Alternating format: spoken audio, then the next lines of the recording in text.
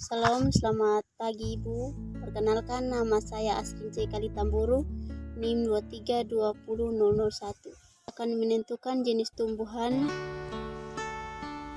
pepaya dari akar, batang sampai daun. Pertama, saya akan membahas tentang akar daun pepaya. Yang pertama, ini batang. Ini pangkal akar. Ini pangkal akar, ini bagian batang, ini cabang-cabang akar. Ini yang bagian kecil-kecil ini di antara cabang-cabang ini dinamakan rambut akar. Yang ini bagian ujung akar. Ini yang dinamakan ujung akar. Fungsi pangkal akar untuk menghubungkan antara bagian akar dan batang dari sebuah tumbuhan. Fungsi bagian batang akar adalah yang pertama, membawa air dan mineral dari akar ke bagian daun, ke bagian lain dari tanaman. Batang akar berfungsi sebagai untuk membawa makanan yang akan diproduksi dari daun ke akar. Fungsi rambut akar adalah untuk memperluas daerah untuk menyerap air dan zat makanan. Ujung akar berfungsi untuk memanjangkan akar karena ujung akar merupakan titik tumbuh akar. Akar daun pepaya adalah akar tunggal atau radik primaria. Yang kedua, saya akan membahas tentang batang. Ini batang pepaya, dan ini kulit pepaya, kulit luar pepaya, dan ini bekas tangkai atau daun, dan ini juga bekas tangkai juga. Fungsi batang pepaya merupakan organ utama pada tumbuhan, dan batang juga sebagai sumbu utama dari tumbuhan. Batang juga sebagai tempat tumbuhnya ranting dan daun. Tempat tumbuhnya buah dan ranting. Fungsi batang juga sebagai batang mengangkut zat makanan.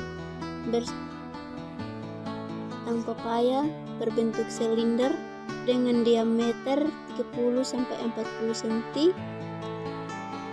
semi berkayu, berongga dan bergabus, dengan kulit yang lembut dan berwarna hijau.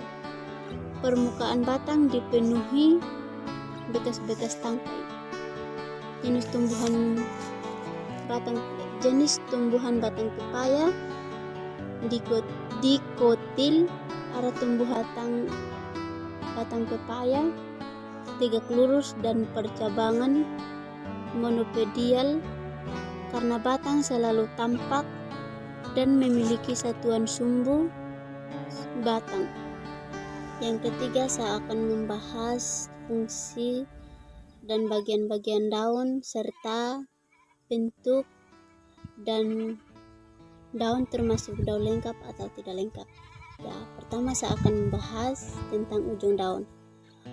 Ujung daun atau apex, ini ujung daun. Yang bagian sini itu helaian daun. Ini tepi daun, ini tepi daun. Di bagian sini tepi daun. Ini susunan, ini bagian sini, ini susunan tulang daun.